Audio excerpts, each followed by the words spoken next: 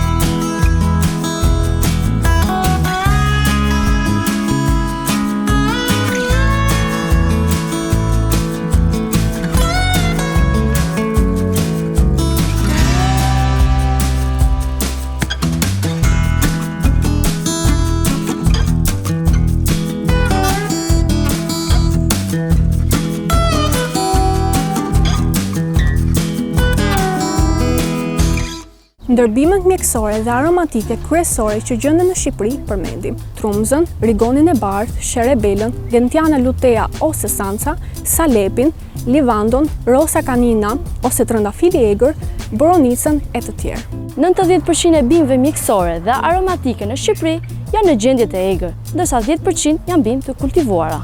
Bimët mjekësore dhe aromatike të egra gjenden kudo në Shqipëri, por kryesisht në Dibër, Kukës, Tropoj, Gjirokastër, Puk, Delvin e të tjerë. Për shkak të kërkesës së lartë ndërkombëtare, vendi ynë kultivon disa bimë të rëndësishme mjekësore dhe aromatike, siç janë rozmarina, livando, sherebela, borziloku, koriandra e një sër bimësh të tjera. Kultivimi i bimëve mjekësore dhe aromatike ka disa përfitime, si kultivimi i tokave të braktisura, ulja papunësisë, gjenerimi të ardhurave, si dhe ndikon në zhvillimin e qëndrueshëm të zonave rurale.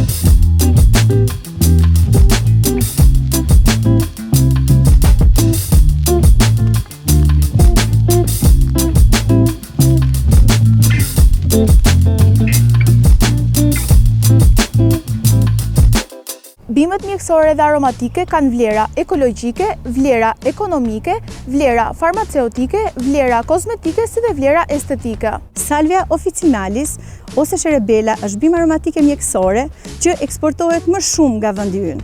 Ajo gjendet egër, por dhe kultivohet, kryesisht në Gjirokastër, Shkodër, Vlorë dhe Berat. Cerebella ka veti të shumta kruese dhe përdoret në mjekësi si një ilaç natyral për dhimbjen e fytit, kollën, ftojen, infeksionet rrugëve të frymarrjes. Cerebella përdoret si çaj për të lehtësuar problemet e tretjes si fryja e barkut, diarea e të tjerë. Trumza ose Satureja montana gjendet në terrene të thata gëlqërore, nga Bregdeti deri në zonën e Ahut, shtrihen nga Shkodra deri në Konispol.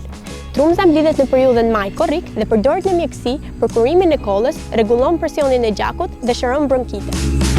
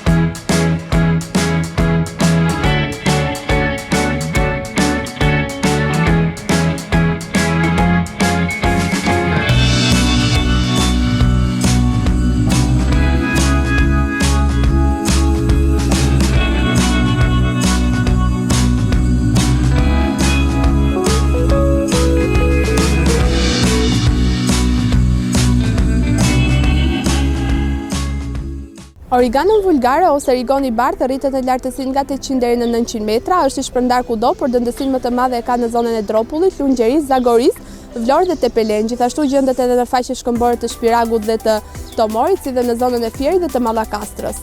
Rigoni është një bimë me veti të fuqishme antioksidante dhe antibakteriale, përdoret kundër diares, fryes së zorrëve dhe gazave. Mund të pihet si çaj, të përdoret si në ushqim. Lule kuqja është një bimë e zakonshme dhe gjendet kudo në përara e vende me barë, në vende me gur e shkëmbing, nga zona të ulta deri në lartësinë 1000 metër. Petalet e lules dhe farat e lulkuqes përdoren në mjekësi kundër kollës, ftohjes, pajgjumësisë e të tjerë. Koha e vjeljes së lulkuqes është prill-qershor. Gentiana lutea ose sanza rritet në toka me lagështirë e të pasura, në shpatët gëlqërore të zonave subalpine dhe alpine, në lartësi 800 deri në 2000 metra, gjendet kryesisht në Dibër, Tropoj dhe Shkodër. Rrënjët e sandit stabilizojnë çrregullimet e stomakut, përmirësojnë punën e ëmbëlsisë, parandalojnë verëzën, ndihmojnë në prodhimin e hormoneve të tiroides, largojnë toksinat nga trupi. Disa bimë të rralla mjekësore dhe aromatike janë në rrezik shtukje, si lule basani, narcisi poetit, sanza ose gentiana lutea dhe zambaku shqiptar ose ndryshe lilium albanicum. Keq menaxhimi, mungesa e monitorimit dhe moszbatimi i ligjeve kanë qenë shkaqet kryesore të dëmtimit të pyjeve, të bimëve mjekësore dhe aromatike në vendin tonë.